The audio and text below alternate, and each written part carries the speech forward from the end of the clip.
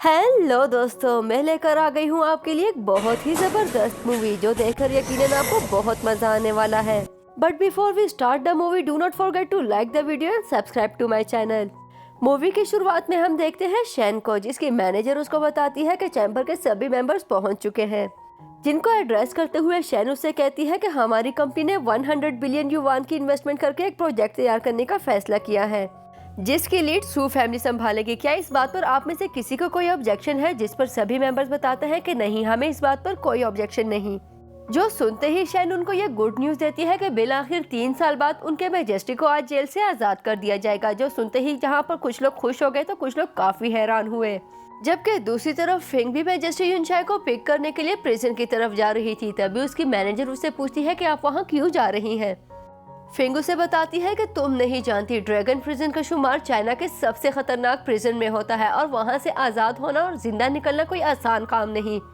अगर युनशाई वहाँ से सही सलामत निकल आया तो इसका मतलब है कि वो कुछ भी कर सकता है। आज नहीं तो कल वो सू फैमिली का नया मास्टर बन जाएगा, इसलिए उसको खुश करना बहुत जरूरी है। और यही वजह है कि मुझे बीजिंग से यहाँ तक आना पड़ा। सीन शिफ्ट होता है तो हम युनशाई को ड्रैगन प्रिजन में देखते हैं, जहाँ पर उसके स्लेव्स उसको थैंक्स कह रहे थे क्योंकि उसने हमेशा अपने स्लेव्स की जान बचाई। तभी एक स्लेव उसको ब्लैक सुप्रीम कार्ड देते हुए कहता है कि इसको आप आराम से इस्तेमाल कर सकते हैं। इसके हेल्प से आप चारों चैम्बर के मेंबर्स को कंट्रोल कर सकते हैं क्योंकि इसमें बहुत ज्यादा पैसे मौजूद हैं। इसके बाद एक स्लेव उसको एक और रिंग देता है और उसे कहता है कि इसकी मदद से 80,000 स्लेव आपके कहने पर अपनी जान भी कुर्बान कर देंगे। जब तक ये रिंग आपके पास मौजूद है, आपके कहने पर आपके स्लेव्स पानी और आग में से भी गुजर जाएंगे। इसके बाद फीमेल स्लेव अपना गिफ्ट देने की कोशिश करती है, लेकिन युनशाई वो लेने से इनकार कर देता है।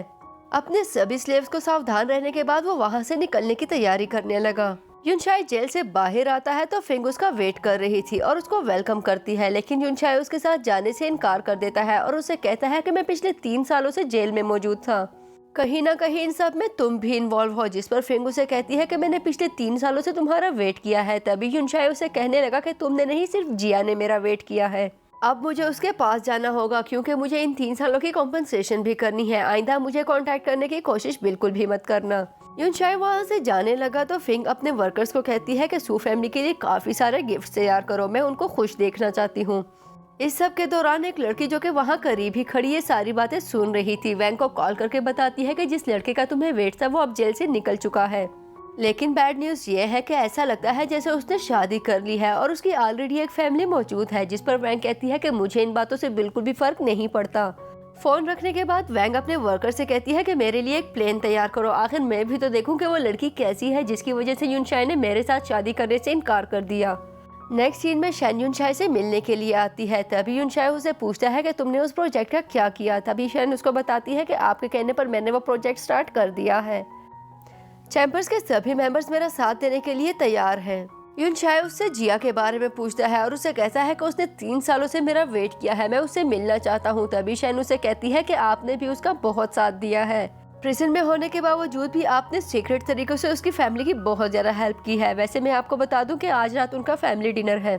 जिस पर युनशाई कहता है कि ठीक है, मैं उससे मिलने के लिए जरूर जाऊंगा।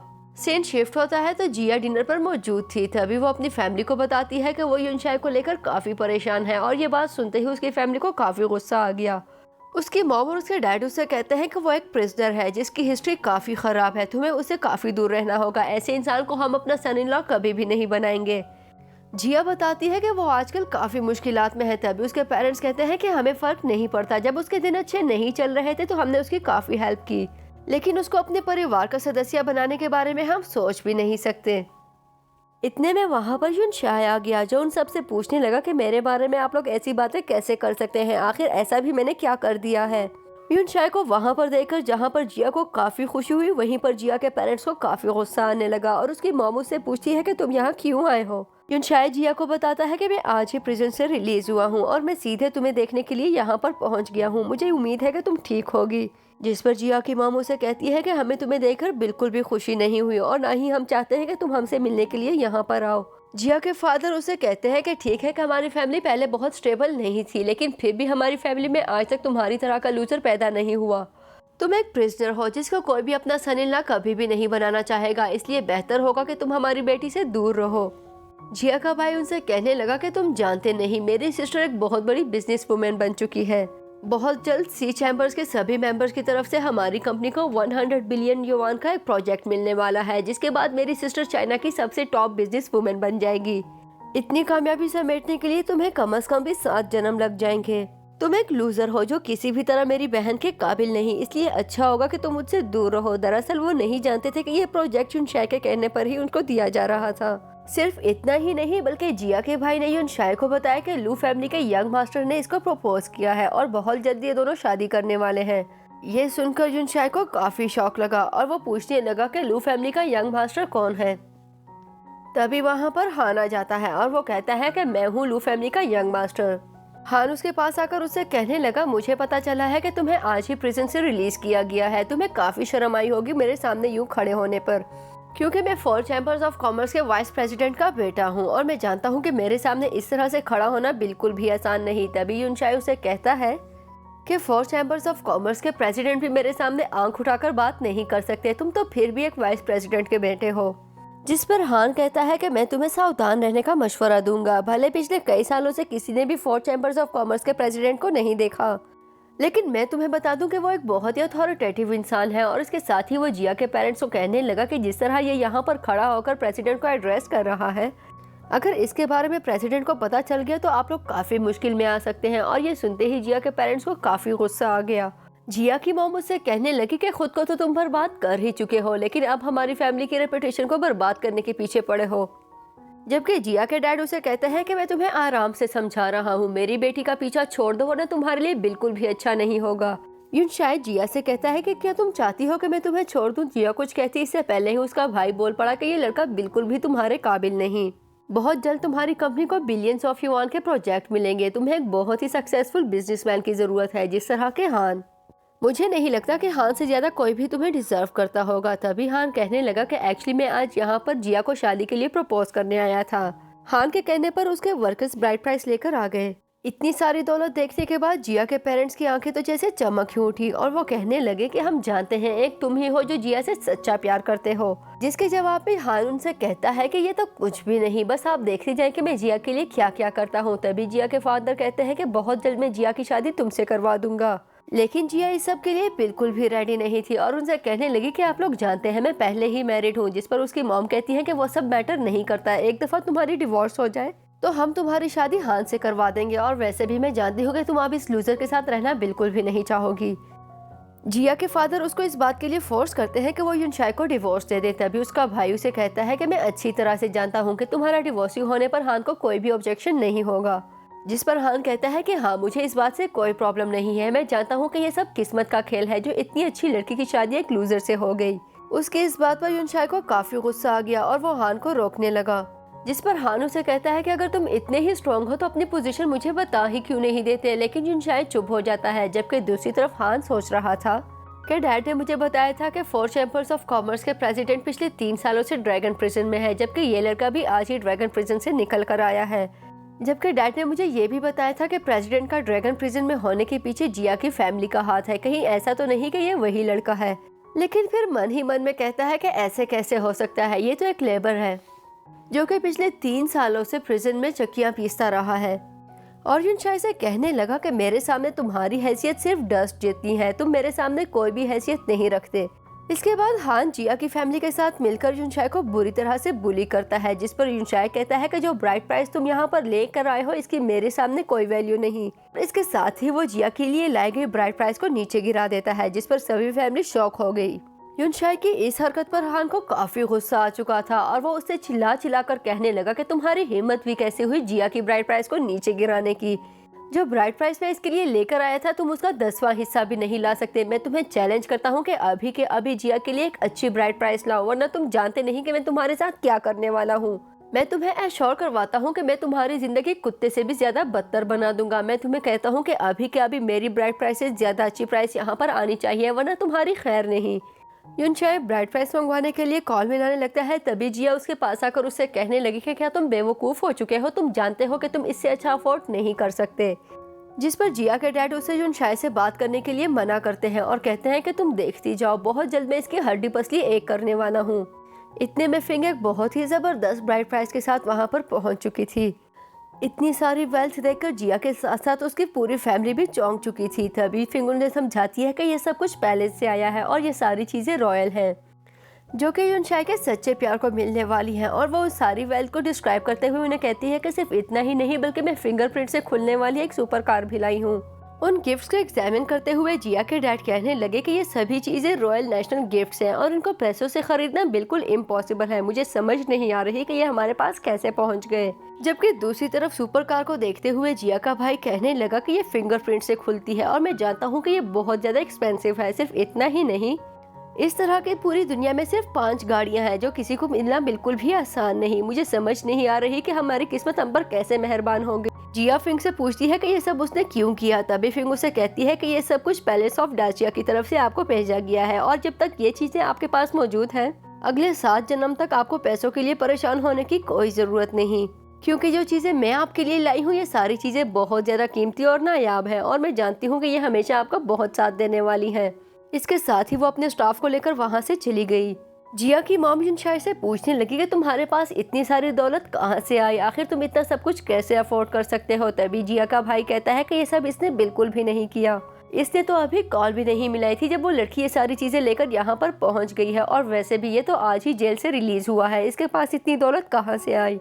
जिस पर जिया की मॉम कहती है कि हाँ तुम्हारी बात बिल्कुल ठीक है, ये तो आज ही जेल से निकल कर आया है, इसके पास इतनी सारी चीजें कहाँ से आ सकती है। लेकिन जिया के डैड कहने लगे कि मुझे समझ नहीं आ रही, अगर ये सब कुछ इसने नहीं किया तो फिर कौन लाया है। तभी उसका भाई कहता है कि आपको इस सब के बारे में सोचने की कोई जरूरत नहीं, ये सब कुछ यकीनन हान ने किया होगा। और वैसे भी हान की फैमिली से ज्यादा दौलत भला किसके पास है। जबकि हान खुद बहुत ज्यादा कंफ्यूज हो चुका था, क्योंकि वो अच्छी तरह से जानता था कि ये सब कुछ उसने नहीं किया और ना ही वो इतना सब कुछ अफोर्ड कर सकता है। जिया की मॉम हान से पूछने लगी कि क्या ये सब कुछ तुमने ही अरेंज किया है। हान इनकार करता है। इससे पहले ही वो सोचने लगा कि उस लड़की ने कहा था कि ये सब कुछ पैलेस से आया है, यकीनन रॉयल फैमिली मुझे जिया से मिलवाना चाहती होगी और वैसे भी मेरे अलावा कौन है जो जिया को चाहता होगा। और इसके साथ ही वो झूठ बोल देता है कि हाँ ये सब कुछ मैंने ही अरेंज किया है, एक्चुअली मैं जिया के लिए कुछ भी करने के लिए तैयार हूँ। जिया की फैमिली एक दफा फिर से यूनशाई को बुरी तरह से बुली करती है और उसका भाई कहने लगा कि इस इंसान में सिर्फ एक जुबान ही काम करती है। हान उसे कहने लगा मैंने तुम्हें पहले ही कहा था कि तुम कुछ भी अफोर्ड नहीं कर सकते और अगर तुम मेरी ब्राइड प्राइस से ज्यादा ब्राइड प्राइस ना लाए तो मैं तुम्हारी हड्डी पसली एक कर दूंगा। तुम्हारे लिए अच्छा होगा कि अभी के अभी झुककर मुझसे माफी मांगो तो शायद मैं तुम पर तरस खा लूं, वरना फिर मत कहना कि मैंने तुम्हारी जिंदगी अजाब बना दी। जिया यूनशाई को इस बात के लिए कन्विंस करती है कि उसको हान से माफी मांग लेनी चाहिए, क्योंकि उसने खुद ही इस चैलेंज को एक्सेप्ट किया था और जिया नहीं चाहती थी कि हान उसकी पिटाई लगाए। लेकिन वो यूनशाई ही क्या जो हान के आगे झुक जाए और कहने लगा कि मैं इससे माफी बिल्कुल भी नहीं मांगूंगा, इनफैक्ट इसको मुझसे माफी मांगनी चाहिए। मैंने ऐसा कुछ भी नहीं किया जिसके लिए मुझे माफी मांगनी पड़े और वैसे भी मुझे किसी में भी इतनी हिम्मत नजर नहीं आती कि वो मुझे डरा सके। और वैसे भी माफी मुझे नहीं बल्कि इस लड़के को मुझसे मांगनी चाहिए, क्योंकि ब्राइड प्राइस मेरी ज्यादा है। तभी वो लोग उसका मजाक उड़ाने लगे, क्योंकि वो कह रहा था कि ये सारी चीजें उसी की तरफ से आई हैं। हान उसे कहता है कि क्या तुम्हारा दिमाग खराब हो चुका है। वो लड़की खुद बता कर गई है कि ये सब कुछ प्रिंसेस ऑफ डाचिया की तरफ से आया है। तभी वो कहता है कि हाँ ये सब कुछ मेरे ही कहने पर हुआ है। यूनशाई की इन बातों पर जिया को बहुत गुस्सा आ चुका था और वो कहने लगी कि तुम मुझे पहले ही बहुत सारे धोखे दे चुके हो और मैं तुम्हारी किसी भी बात पर यकीन नहीं करने वाली, बेहतर होगा कि तुम माफी मांग लो। जिस पर यूनशाई उसे कहता है कि ठीक है कि मैंने तुमसे कुछ बातें छुपाई हैं, लेकिन तुम्हें धोखा मैंने बिल्कुल भी नहीं दिया और वैसे भी जो बात मैं कर रहा हूँ इस बात को मैं प्रूव भी कर सकता हूँ। मेरे पास और तो कोई ऑप्शन नहीं, लेकिन तुम्हारी तसल्ली के लिए मैं अपनी फिंगरप्रिंट से ये कार खोल सकता हूँ। जिस पर सभी लोग हैरान हो चुके थे। यूनशाई के इन क्लेम्स की वजह से सभी लोग उसका मजाक उड़ाने लगे और हान उसे कहता है कि तुम्हारी बातों पर मुझे बहुत ज्यादा हंसी आ रही है। इनफैक्ट मुझे तो लगता है कि जेल में बहुत ज्यादा टाइम गुजारने के बाद तुम्हारा दिमाग खराब हो चुका है, तुम्हें समझ ही नहीं आ रही कि तुम क्या हो और क्या नहीं। क्या तुम्हें लगता है कि तुम मिस्टीरियस ड्रैगन लॉर्ड हो। जिस पर वो कहता है कि हाँ मैं हूँ, लेकिन ये बात तुम्हें किसने बताई। और इस बात पर तो जिया को गुस्सा ही आ गया और वो उससे कहने लगा कि प्लीज बस कर दो, सब लोगों के सामने मेरा मजाक उड़ाने की कोई जरूरत नहीं। तभी हान अपने जेब से पैसे निकालकर यूनशाई को देते हुए कहता है कि मेरी तरफ से चैरिटी के पैसे हैं। कुछ ही देर में तुम्हारा पोल खुलकर सबके सामने आ जाएगा और उसके बाद मैं तुम्हारी जो हालत करने वाला हूँ, तुम्हें कुछ ही देर में हॉस्पिटल जाना होगा, इसलिए ये पैसे संभाल कर रख लो। लेकिन जैसे ही कार की वेरिफिकेशन करने के लिए वो फिंगरप्रिंट लगाता है, उसकी वेरिफिकेशन फेल हो चुकी थी। जिस पर हान कहता है कि मुझे लगता है कि जिसने ये पासवर्ड सेट किया है उसने किसी और का फिंगरप्रिंट लगा दिया है। आप लोगों को परेशान होने की कोई जरूरत नहीं है। यहाँ से वापस जाने के बाद मैं उन सब की अच्छी खासी क्लास लेने वाला हूँ ताकि आइंदा वो कभी भी इस तरह की कोई मिस्टेक रिपीट ना करे। और उसकी इस एक्सप्लेनेशन पर जिया की फैमिली अच्छी खासी सेटिस्फाइड हो चुकी थी। जिस पर युनशाई कहता है कि मुझे नहीं लगता कि उनसे कोई भी मिस्टेक हुई है, इनफैक्ट ये गाड़ी तुम्हारी है ही नहीं। युनशाई ने वेरिफिकेशन के लिए आगे बढ़ना चाहा तो जिया उसको रोकती है और उसे कहती है कि प्लीज मुझे सब लोगों के सामने एक दफा फिर एम्बेरस होने का कोई शौक नहीं। तभी जिया की मॉम उससे कहने लगी कि तुम कार को टच भी नहीं करोगे। तुम्हारी इतनी औकात तो नहीं, लेकिन मैं तुम्हें बता दूं कि ये कार बहुत एक्सपेंसिव है और अगर तुमने ये कार खराब कर दी तो इसको कॉम्पनसेट करने में तुम्हारी सारी नस्लें खत्म हो जाएंगी। लेकिन युनशाई उन सब की बातें अनसुनी करते हुए कार की तरफ बढ़ चुका था और वो फिंगरप्रिंट लगाकर वेरिफिकेशन के साथ सक्सेसफुली कार को खोल देता है, जिस पर सभी लोग काफी शॉक हो चुके थे। और युनशाई कहता है कि मैंने तुम सबको पहले ही बता दिया था कि ये गिफ्ट मेरी फैमिली की तरफ से अरेंज किए गए हैं। और वो जिया को अपने साथ ड्राइव पर चलने के लिए कहता है। युनशाई और जिया के जाने के बाद जिया के पेरेंट्स कहने लगे कि हमने युनशाई को काफी नाराज किया है, वो बहुत ज्यादा पावरफुल है और मुझे पता है कि वो हमसे बदला जरूर लेगा। तभी जिया के डैड कहने लगे कि वो जिया से बहुत ज्यादा प्यार करता है, हो सकता है कि जिया की खातिर वो हमें माफ कर दे। तभी जिया का भाई हान से कहने लगा ये सब कुछ तुम्हारी वजह से हुआ है, तुमने उसको बहुत ज्यादा नाराज किया है। हान जान चुका था कि जिया की फैमिली ने अब पार्टी बदल ली है। तभी वो कहने लगा कि तुम सब लोग बहुत बुरी तरह से धोखा खा चुके हो। वो लड़का इंतहाई आसानी से आप सबको उल्लू बनाकर यहाँ से चला गया है, इनफैक्ट अपने साथ जिया को भी ले गया है। अगर आप लोग नहीं जानते तो मैं आप लोगों को बता दूं कि ये कार फेक है, इनफैक्ट ये सारे गिफ्ट्स भी फेक हैं, जिसके ऊपर सिर्फ गोल्ड फॉइल लगी हुई है और आप लोग कितनी आसानी से धोखा खा गए हैं। युनशाई की मिसाल एक आवारा कुत्ते जैसी है जो कल तक बीजिंग की गलियों में आवारा फिर रहा था। मुझे समझ नहीं आ रही कि आज वो जेल से निकल कर आया है, उसकी फैमिली इतना सब कुछ कैसे अफोर्ड कर सकती है। वो बहुत आसानी से आप सबको उल्लू बनाकर यहाँ से चला गया है, क्योंकि वो अच्छे से जानता था कि इतनी सारी चीजें देखने के बाद आप सबका दिमाग काम करना छोड़ देगा। जिस पर जिया का भाई कहता है कि मुझे ये सब कुछ धोखा नहीं लग रहा, बाकी सब तो ठीक है लेकिन ये स्पोर्ट्स कार फेक बिल्कुल भी नहीं हो सकती। जिस पर वो कहता है कि एक कार को रेंट पर लेने के लिए कितने पैसे चाहिए होते हैं, ये कौन सा उसकी असली कार है। और वैसे भी जब से उसको पता चला होगा कि तुम्हारी सिस्टर को 1 बिलियन युवान का प्रोजेक्ट मिलने वाला है, वो उस पर अच्छे से हाथ फेरने लगा है। इस दौलत को हासिल करने के लिए युनशाई किसी भी हद तक जाने के लिए तैयार है। अब तो सिर्फ जिया के पैसों को ही नहीं बल्कि उसकी जिंदगी को भी खतरा है। जिस पर जिया के डैड कहने लगे कि उस लड़की को कॉल करके बोलो कि जल्दी से घर पहुंचे, कल साइनिंग सेरेमनी है और मैं नहीं चाहता कि 100 बिलियन युवान का प्रोजेक्ट खराब हो जाए।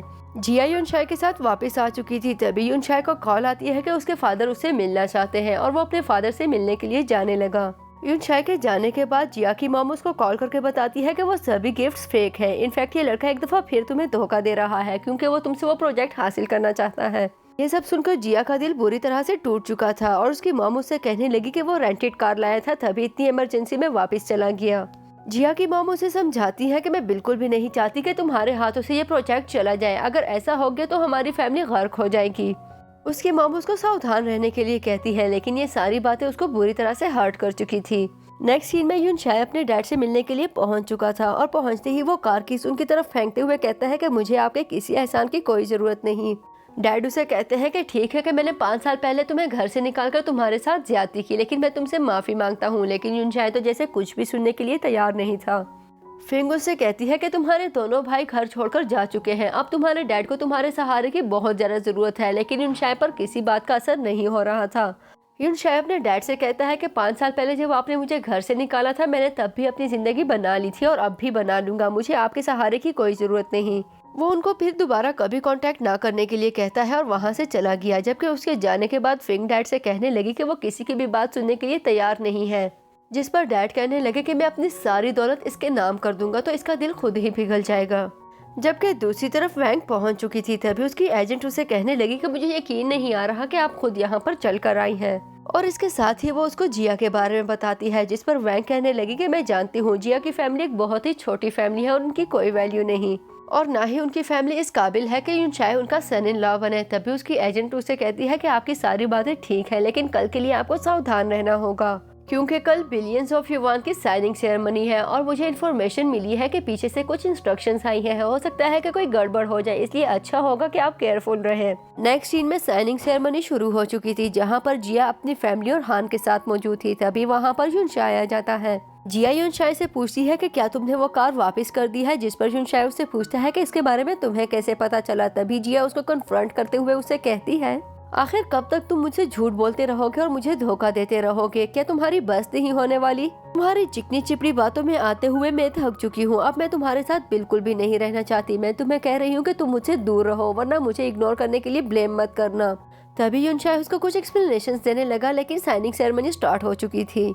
युनशाई जिया को स्टेज पर लेकर जाने के लिए आगे बढ़ा तो सभी लोग बहुत बुरी तरह रिएक्ट करते हुए उसे वहाँ से जाने के लिए कहते हैं। तभी युनशाई बताता है कि ये प्रोजेक्ट मैंने ही जिया को दिया है। इस पर सभी लोग उसका मजाक उड़ाने लगे और जिया के पेरेंट्स उसे कहने लगे कि अगर 5 साल पहले जिया तुम्हारा साथ ना देती तो तुम गलियों में भूख से मर जाते। जिया आगे बढ़ते हुए उससे कहने लगी कि मैंने सारी जिंदगी तुम्हारा साथ दिया, तुमने 3 साल जेल में गुजारे, लेकिन मैंने कभी तुम्हें छोड़ने के बारे में सोचा भी नहीं। लेकिन तुम्हें देखो, आज जब मेरी करियर का सबसे इम्पोर्टेंट वक्त आया तो तुम मेरा मजाक बनाने के लिए यहाँ पर पहुँच चुके हो। तुम कह रहे हो कि ये प्रोजेक्ट तुमने मुझे दिलवाया है, जबकि इस प्रोजेक्ट को हासिल करने के लिए मेरे साथ साथ 10,000 मजीद वर्कर्स की दिन रात की मेहनत लगी हुई है। हान युनशाई के साथ बदतमीजी करता है। तभी युनशाई उसके उंगली तोड़ देता है, जिस पर जिया उसको थप्पड़ लगाते हुए कहती है कि मैं जानती थी अगर तुम यहाँ पर पहुँच चुके हो तो यकीनन तुम यहाँ पर सीन क्रिएट करके मेरा दिन खराब करोगे। जिया युनशाई से कहने लगी कि तुम एक बहुत ही शेमलेस इंसान हो, जिस पर युनशाई उसे कहता है कि क्या तुम्हारी आंखों में मेरा ये इमेज बना हुआ है? अगर तुम एक अजनबी लड़के के लिए मेरे सामने स्टैंड ले सकती हो तो मुझे भी तुम्हारी हेल्प करने का कोई शौक नहीं। और तभी वो अपने मैनेजर को कॉल करके कहता है कि इस प्रोजेक्ट को कैंसिल कर दो, जिस पर सभी लोग हंसने लगते हैं। लेकिन कुछ ही देर में होस्ट को कॉल आती है कि इस प्रोजेक्ट को कैंसिल किया जा चुका है और ये न्यूज सुनते ही सभी लोग बुरी तरह से शॉक हो चुके थे। जिया की मॉम कहने लगी, ऐसा कैसे हो सकता है? जैसे ही तुमने फोन कॉल मिलाई उसके साथ ही प्रोजेक्ट कैंसिल हो गया। तभी जिया उससे उसकी आइडेंटिटी के बारे में पूछती है, लेकिन युनशाई बताने से इनकार कर देता है, जिस पर हान कहता है कि आप लोगों को इतना परेशान होने की कोई जरूरत नहीं, इस प्रोजेक्ट को मेरे फादर पर्सनली हैंडल कर रहे हैं। मैं अच्छे से जानता हूँ कि इस प्रोजेक्ट में कौन कौन इन्वॉल्व है और मैंने इसमें युनशाई का नाम कभी नहीं सुना। लेकिन इस सब के बाद जिया बुरी तरह से हर्ट हो चुकी थी और वो युनशाई से कहने लगी कि तुम अच्छे से जानते हो कि मैंने कितनी मेहनत की है। यहाँ तक पहुँचने के लिए मैंने पिछले 5 सालों से दिन रात को एक किया और तुमने एक कॉल मिलाकर सब कुछ खत्म कर दिया। जिस पर युनशाई कहता है कि हाँ, मैंने ऐसे ही किया है क्योंकि मुझे तुम पर बहुत गुस्सा है, तुम मुझ पर ट्रस्ट नहीं करती। मैं मेरी हर बात गलत और अपनी फैमिली की सारी बातें ठीक लगती हैं।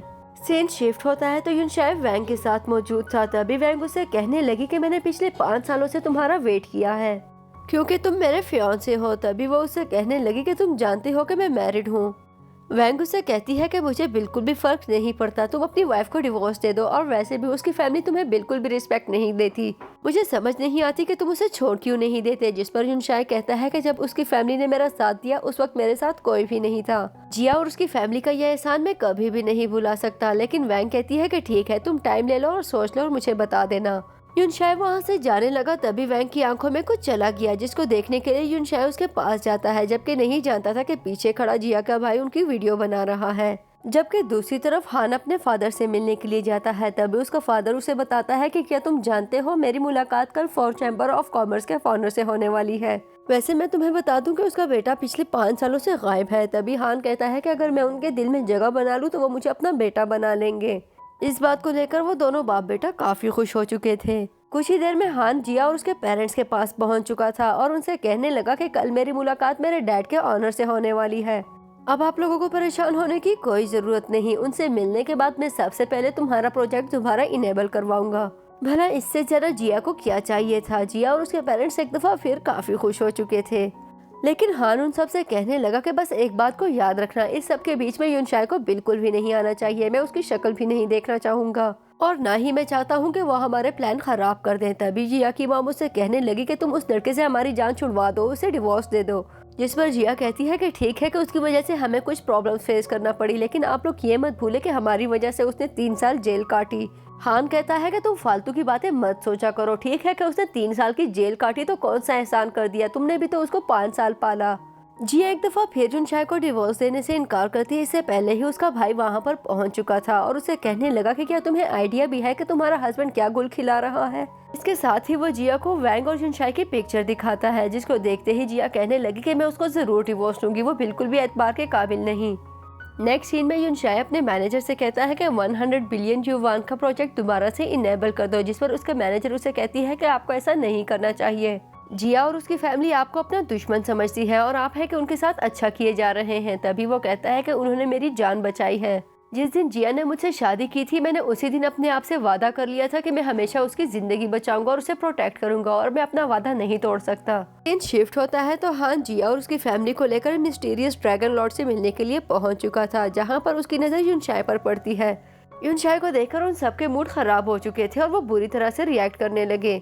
यूनशाई से वहां आने की वजह पूछी जाने लगी तो वो कहता है कि मुझे यहाँ पर इनवाइट किया गया है, जिस पर हान कहता है कि तुम एक बहुत ही जिद्दी इंसान हो, तुम्हें तो यहाँ पर कोई जानता भी नहीं होगा। मुझे समझ नहीं आ रही कि आखिर तुम्हें किसने इनवाइट कर लिया। यूनशाई को देखकर सभी लोग बातें बनाने लगे कि इसको कल ही जेल से रिलीज किया गया है। तभी जिया कहने लगी कि क्या तुम एक दफा फिर मेरा दिन खराब करने आए हो, जिस पर यूनशाई कहता है कि नहीं, ऐसा कुछ भी नहीं है, मैं बिल्कुल भी तुम्हें डिस्टर्ब करने नहीं आया। एक्चुअली मैं यहाँ पर तुम्हारी मिसअंडरस्टैंडिंग दूर करने आया हूँ। तभी जिया उसको वीडियो दिखाते हुए कहती है कि मैं जानती हूँ कि तुम्हारे और वैंग के बीच में क्या चल रहा है। यूनशाई उसे कहने लगा कि एक्चुअली तुम बिल्कुल गलत समझ रही हो, मेरे और वैंग के बीच में कुछ नहीं चल रहा। इनफैक्ट मैं तो उसकी आईज ब्लो कर रहा था। जिस पर जिया उसे कहती है कि क्या तुम्हें मैं कोई 3 साल की बच्ची लग रही हूँ?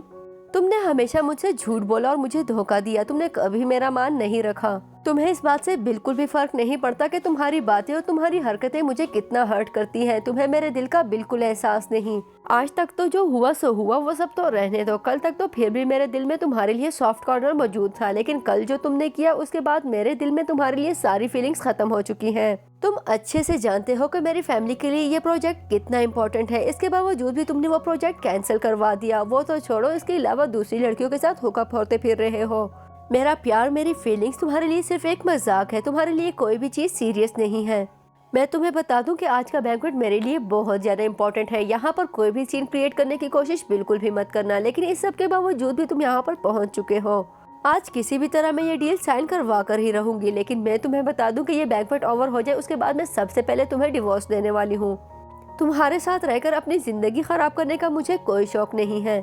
इनफैक्ट बैंक्वेट ओवर होने तक कौन वेट करे, मैं अभी इन सब लोगों के सामने तुम्हें डिवोर्स देती हूँ। और वो उसको पेपर्स देते हुए कहती है कि इन्हें साइन करो। जिया के पेरेंट्स भी यूनशाई को पेपर साइन करने के लिए कहते हैं। तभी जिया का भाई कहता है कि मेरी बहन के लिए हान ही काफी है। यूनशाई पेपर साइन करते हुए कहता है कि मेरा तुम्हारा और तुम्हारी फैमिली के साथ अब कोई ताल्लुक नहीं, क्योंकि मैं भी तुम्हें डिवोर्स दे रहा हूँ। डिवोर्स देने के बाद जिया का भाई यूनशाई को वहाँ से जाने के लिए कहता है। तभी यूनशाई कहता है कि अभी मुझे बहुत जरूरी काम बाकी है। और इसके साथ ही वो वैंग को कॉल करके कहता है कि मैंने सोच लिया है, मैं तुमसे शादी करने के लिए तैयार हूँ।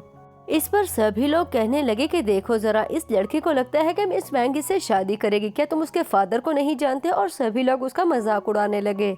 जिया का भाई कहने लगा कि मैंने तो वैसे ही कैजुअली कह दिया था कि इसका और वैंग का अफेयर चल रहा है और ये तो सीरियस ही हो गया।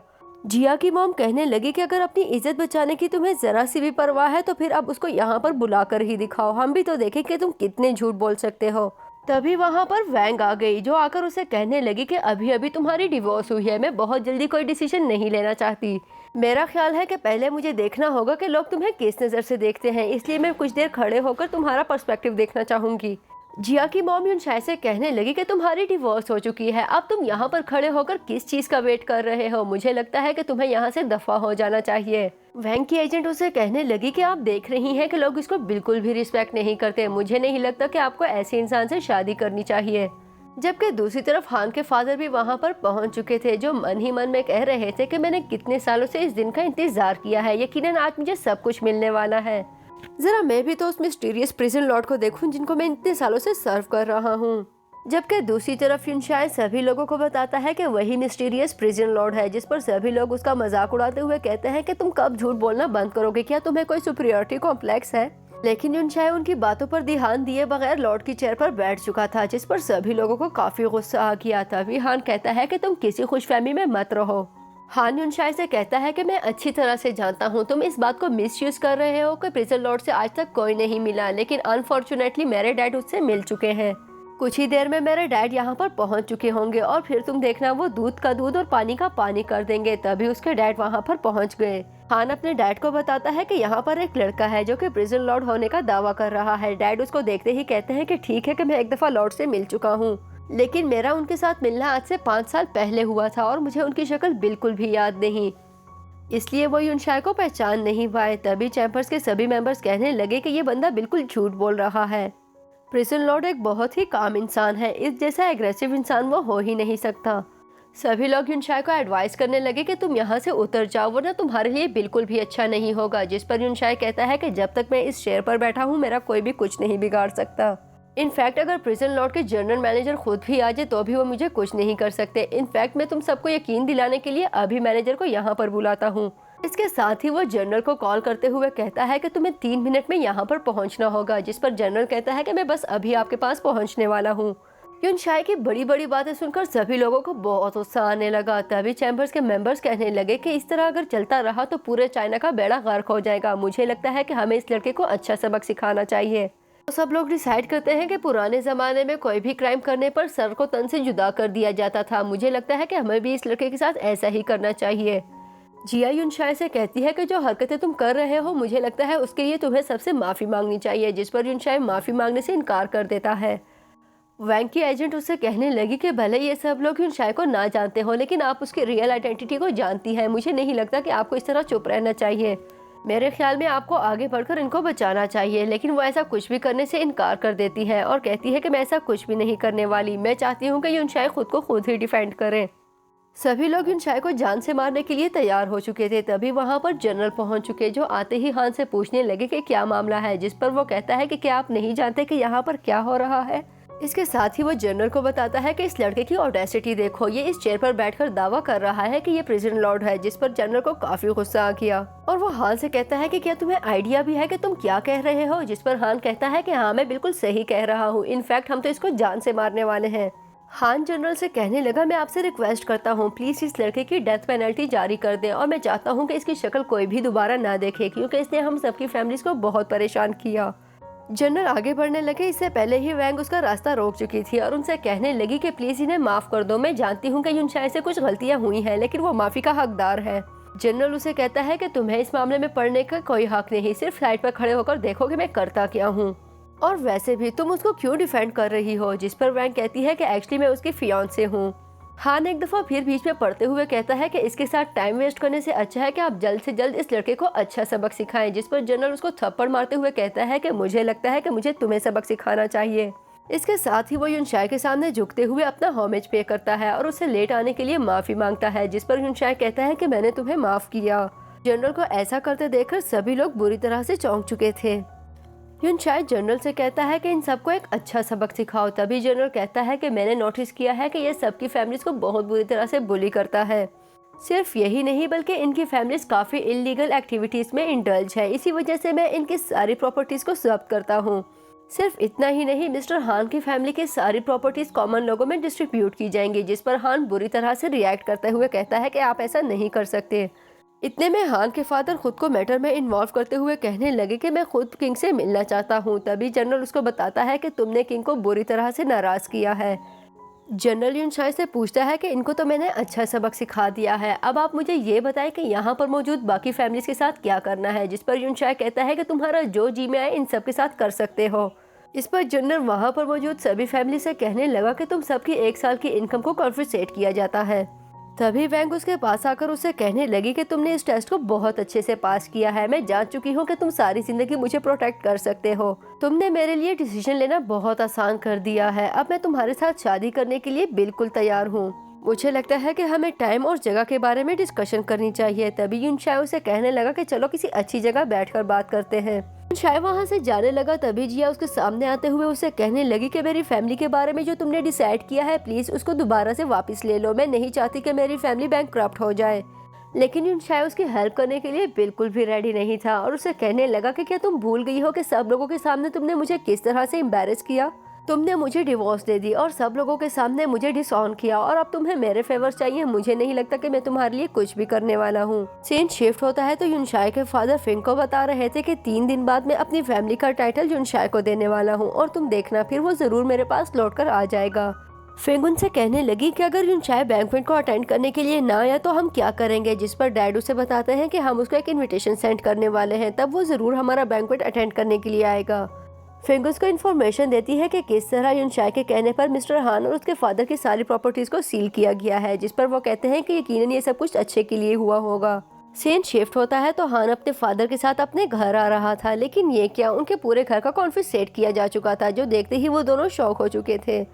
वो दोनों बुरी तरह परेशान थे। तभी वो किसी को कॉल करने लगे, जिस पर उनको बताया गया कि 3 दिनों में एक बैंक्वेट अरेंज किया जा चुका है, जिसमें ड्रैगन प्रिजन ऑनर अपने बेटे को टाइटल देने वाले हैं। ये सुनकर उनको बहुत ज्यादा खुशी हुई और वो हान से कहने लगा कि देखो, ये टाइटल तुम्हारे अलावा किसी को नहीं मिल सकता, क्योंकि उनका बेटा पिछले 5 सालों से गायब है। क्योंकि उनका बायोलॉजिकल बेटा 5 साल पहले ही उनका घर छोड़कर जा चुका था, क्योंकि उन्होंने खुद अपने बेटे को धक्के देकर घर से निकाला था, जबकि उनका दूसरा बेटा एग्जाइल में है। तुम्हारे अलावा उनके पास कोई भी सूटेबल टाइटल नहीं है, इसलिए अच्छा होगा कि वो तुम्हें ही ये टाइटल दे दें। हान को उनकी बातों पर बिल्कुल यकीन नहीं आ रहा था। तभी वो कहने लगे कि अगर ऐसा ना होता तो वो लोग हमें क्यों इनवाइट करते, और वैसे भी अब तो वो जानते भी हैं कि हम बैंकक्रप्ट हो चुके हैं।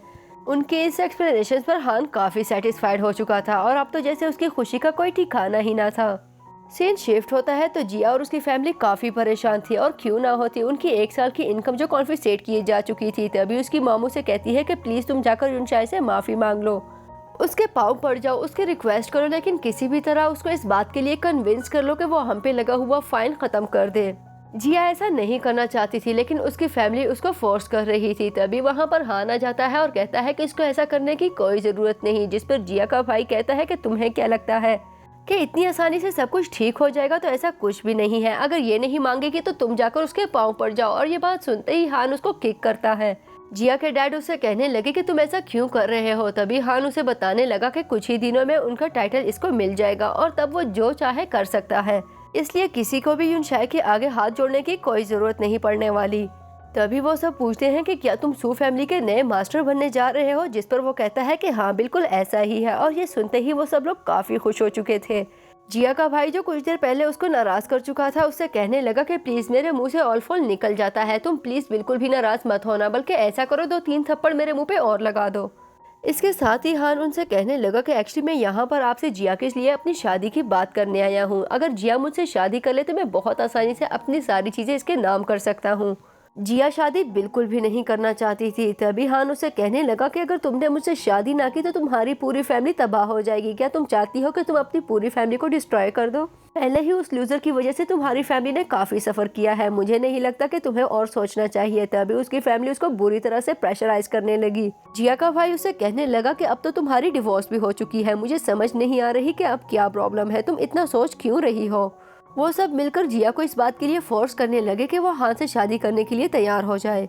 बिल आखिर थक हार कर जिया को उन सब के सामने हार माननी ही पड़ी। सीन शिफ्ट होता है तो हम युनशाई को देखते हैं, जिसको शेन ने बताया कि आपके लिए एक इनविटेशन आया है, आपके डैड आपको एक बैंक्वेट पे इनवाइट करना चाहते हैं। जिस पर वो कहता है कि ठीक है, मैं उनके पास जाने के लिए तैयार हूँ। शेन युनशाई से कहने लगी कि क्या आप वापस अपनी फैमिली का सदस्य बनने के लिए रेडी हैं? जिस पर वो कहता है कि ऐसा कुछ भी नहीं है, मैं सिर्फ ये देखना चाहता हूँ कि वो बूढ़ा आदमी मुझे वापस अपनी फैमिली में लाने के लिए क्या क्या कर सकता है। सीन शिफ्ट होता है तो युनशाई बैंक्वेट में पहुंच चुका था, लेकिन ये क्या, वहाँ पर हान पहले ही जिया की फैमिली के साथ मौजूद था। जहाँ पर जिया की माँ मुझसे कह रही थी कि बहुत जल्द तुम बीजिंग के नए सक्सेसर बनने वाले हो, लेकिन मेरी बेटी को भूल मत जाना, वो तुम्हारी फियांसी है, तुम्हें हमारा बहुत ख्याल रखना होगा। हान को वहाँ देखकर युनशाई को बिल्कुल भी अच्छा ना लगा। तभी वो सोचने लगा कि मेरे लिहाज से तो ये बैंकक्रप्ट हो चुका था, इसको यहाँ पर किसने बुलाया। युनशाई को वहाँ पर देखकर जिया की फैमिली को काफी गुस्सा आया और वो उससे पूछने लगे कि जहाँ पर भी हम चले जाते हैं तुम हमारे पीछे पीछे क्यों आते हो। जिया तुम्हें डिवोर्स दे चुकी है, अब तुम उसकी जान क्यों नहीं छोड़ देते। तभी उसका भाई कहने लगा यकीनन ये मेरी बहन से माफी मांगने आया होगा। जिस पर हान कहता है इसे लगता है कि एक्स हस्बैंड होने के नाते हमें एंगेजमेंट करने से पहले इसकी परमिशन लेनी चाहिए थी, लेकिन ऐसा कुछ नहीं होने वाला। इस सब में जिया भी आगे बढ़ते हुए उसे कहने लगी कि तुम मेरा पीछा क्यों कर रहे हो, तुम जानते हो हमारी डिवोर्स हो चुकी है और अब मैं मूव ऑन कर चुकी हूँ। युनशाई उसे कहता है कि देखो मैं तुम्हारा पीछा नहीं कर रहा, लेकिन मेरा तुम्हारे साथ सालों का नाता था, उसी नाते तुम्हें बता रहा हूँ कि इस इंसान से दूर रहो, ये बिल्कुल भी अच्छा आदमी नहीं है। जिस पर जिया की फैमिली बुरी तरह रिएक्ट करते हुए कहती है कि तुम यकीनन उससे जेलस हो रहे हो, क्या तुम देख नहीं रहे कि वो दोनों एक दूसरे के साथ कितने खुश हैं। युनशाई उसे कहता है कि तुम सबको बहुत बड़ी खुशफहमी है और वैसे भी मैं एक बैंकक्रप्ट इंसान से क्यों जेलस होऊंगा। तभी जिया उसे कहने लगी कि पहले तुम बहुत एरोगेंट थे, लेकिन अब तुम बहुत स्टूपिड हो चुके हो, तुम एक नार्सिस्टिक हो जिसको अपने सामने सब लोग गलत लगते हैं। लेकिन आज तुम देखना मेरे हस्बैंड को कितना अच्छा टाइटल मिलने वाला है, उसके बाद वो बीजिंग का सबसे अमीर इंसान बन जाएगा। जिया यून शायद से कहने लगी कि देखो, आज से 5 साल पहले तुम मेरे बहुत ज्यादा करीब थे, लेकिन अब हमारे बीच में बहुत ज्यादा डिस्टेंस आ चुका है। हमारे बीच में एक पूरी दुनिया जितना फासला आ चुका है। लेकिन अच्छा या बुरा, हमारा जितना भी समय एक साथ गुजरा, उसकी खातिर मैं तुम्हें यह एडवाइस देना चाहती हूँ कि तुम अभी के अभी हान से माफी मांग लो, तो शायद वो तुम पर तरस खा ले। वरना अगर एक दफा हान को टाइटल मिल गया तो उसके बाद तुम्हें छुपने के लिए पूरे बीजिंग में कोई जगह नहीं मिलने वाली। तभी जिया की मॉम आगे बढ़ते हुए कहती है कि देखो, हान कितना जेनरस इंसान है। इतना सब कुछ हो जाने के बावजूद भी वो तुम्हें एक और चांस दे रहा है। तुम झुककर उसे माफी क्यों नहीं मांग लेते? मुझे समझ नहीं आ रही तुम क्यों अपनी सारी की सारी जिंदगी दांव पर लगाने पर तुल गए हो। उन सबसे कहने लगा, मैं तुम सबको लास्ट वार्निंग दे रहा हूँ और तुम लोगों को बता रहा हूँ कि तुम इस बंदे से दूर रहो, तो शायद तुम्हारी कंपनी को दोबारा से रिस्टेबल होने का मौका मिल जाए। अदरवाइज तुम लोगों को बैंकक्रप्ट होने से कोई नहीं बचा सकता। जिस पर जिया के डैड को काफी गुस्सा आ गया और वो उसे कहने लगे कि हमें कर्ज करने की कोशिश बिल्कुल भी मत करना। इतने में वहाँ पर हान के डैड आ गए, जो सबको बताने लगे कि प्रिजन लॉर्ड बस पहुँचने ही वाले हैं। तुम सब लोग रास्ता दे दो, उनको किसी तरह की कोई परेशानी नहीं होनी चाहिए। यूनशाई को वहाँ पर देखकर हान के डैड को काफी गुस्सा आ गया और वो उससे कहने लगा कि ये यहाँ पर क्या कर रहा है। तुम जानते हो ना इसकी वजह से पहले हमें कितना सफर करना पड़ा। लेकिन हान उनको पोलाइट रहने के लिए कहता है और उनसे कहता है कि बस कुछ ही देर में मुझे टाइटल मिल जाएगा और फिर देखना मैं इसके साथ करता क्या हूँ। तभी वहाँ पर वैंग पहुँच चुकी थी, जो कि एक्चुअली यूनशाई को डिफेंड करने के लिए आई थी। हान के डैड उसे कहने लगे कि तुम इसको जानती नहीं तभी उसकी साइड ले रही हो। जिसके जवाब में वैंग उसे कहती है कि आप तो बैंकक्रप्ट हो चुके थे ना, आपकी हिम्मत भी कैसे हुई यहाँ पर आने के लिए। तभी हान के डैड कहते हैं कि मेरे बेटे को बहुत जल्दी एक टाइटल मिलने वाला है। जिस पर वैंग उसे कहती है कि अव्वल तो ऐसा कुछ नहीं होने वाला, और अगर ऐसा हो भी जाए तो भी आपका बेटा सिर्फ कैंडिडेट ही है, इसलिए ज्यादा भुतकने की कोई जरूरत नहीं। और इन बातों पर जिया को काफी गुस्सा आ गया और वो कहने लगी कि यून शायद तुम कब तक लड़कियों के पीछे छुपते रहोगे, आखिर एक न एक दिन तो तुम्हें अपने आप को खुद ही प्रोटेक्ट करना ही पड़ेगा। हान यून शायद से कहने लगा कि क्या तुमने ये खुशफहमी पाल रखी है कि आज का टाइटल तुम इनहेरिट करोगे। जिस पर जिया की मॉम कहती है कि प्लीज कोई अच्छा सा जोक सुनाते तो हमारा मूड ही अच्छा हो जाता। यून शाय कहने लगा कि मैं ये तो नहीं कह रहा कि आज का टाइटल मैं इनहेरिट करूंगा, लेकिन मैं तुम्हें इतना जरूर बता दूं कि ये टाइटल तुम्हें कभी भी नहीं मिलने वाला, इसलिए अपनी खुशफहमी अभी से खत्म कर लो। इतने में फिंग के साथ साथ ड्रैगन प्रिजन ऑनर भी वहां पर पहुंच चुके थे, जो सबको एड्रेस करते हुए उनसे कहने लगे कि आप सबको यहाँ पर देखकर मुझे बहुत ज्यादा खुशी हो रही है। कुछ ही देर में मैं आप सबको एक ऐसी न्यूज देने वाला हूँ जो सुनकर यकीनन आप सब लोग बहुत ज्यादा खुश हो जाएंगे। यकीनन आप सब लोग जानते होंगे कि मैंने आप लोगों को यहाँ पर इकट्ठा क्यों किया है। मैं अपनी फैमिली का टाइटल अगली जनरेशन को इनहेरिट करने वाला हूँ। अनाउंसमेंट की जाती इससे पहले ही वहाँ पर मौजूद लोग गैस करने लगे कि आखिर ये टाइटल किसको दिया जाएगा। तभी सभी लोग कहने लगे कि सबसे पहले ये टाइटल हान को मिलना चाहिए, क्योंकि उससे ज्यादा स्ट्रॉन्ग कैंडिडेट कोई भी नहीं है। इनफैक्ट कुछ लोग तो अनाउंसमेंट होने से पहले ही हान को कॉन्ग्रेचुलेट करने लगे। हान सभी लोगों को यकीन दिलाता है कि टाइटल मिलने के बाद मैं आप सब लोगों को बहुत अच्छे से ट्रीट करने वाला हूँ, लेकिन उनके साथ ही यूनशाई से कहने लगा कि कुछ ही देर में टाइटल मुझे मिल जाएगा, उसके बाद तुम यहाँ पर खड़े रहने के काबिल भी नहीं रहोगे। और वो टाइटल लेने के लिए बिल्कुल रेडी हो चुका था।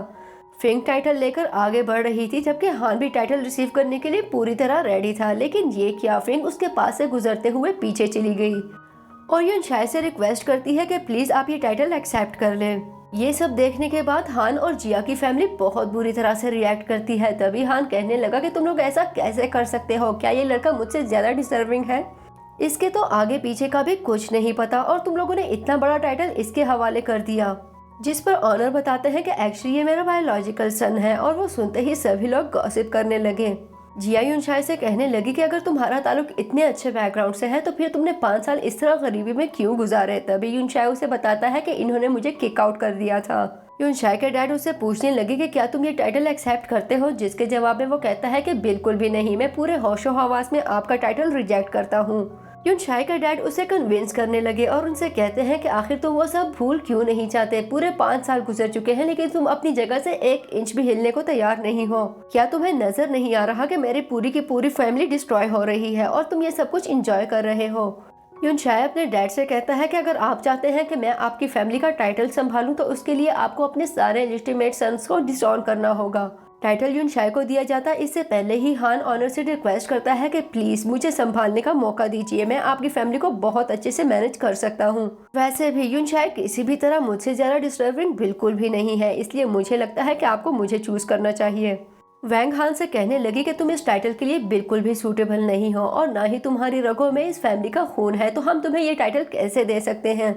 हान कहने लगा कि अगर और कुछ भी ना किया हो तो मैंने सू फैमिली को बहुत ज़्यादा प्रोटेक्ट किया है। जिया और उसकी फैमिली को प्रोटेक्ट करने की वजह यही थी कि उनके सर के ऊपर प्रिजन का शेडो है। ये सुनते ही ऑनर चौकन्ना हो गए और वो फिंग से पूछने लगे कि क्या ये बात सच है, जिस पर वो कहती है कि हाँ ये बात बिल्कुल सच है। हान ऑनर को इस बात के लिए कन्विंस करने लगा कि अगर ये टाइटल आपने यून शाय को दे दिया तो सारी जिंदगी आपकी एरोगेंट वर्ड सुनने में गुजर जाएगी, जबकि मैं एक बिजनेसमैन हूँ और मैं इन सब चीजों को अच्छे से हैंडल करना जानता हूँ, इसलिए मैं चाहता हूँ कि आप अच्छे से सोच समझ कर डिसीजन लें। जिस पर ऑनर वाकई कंफ्यूज हो चुका था।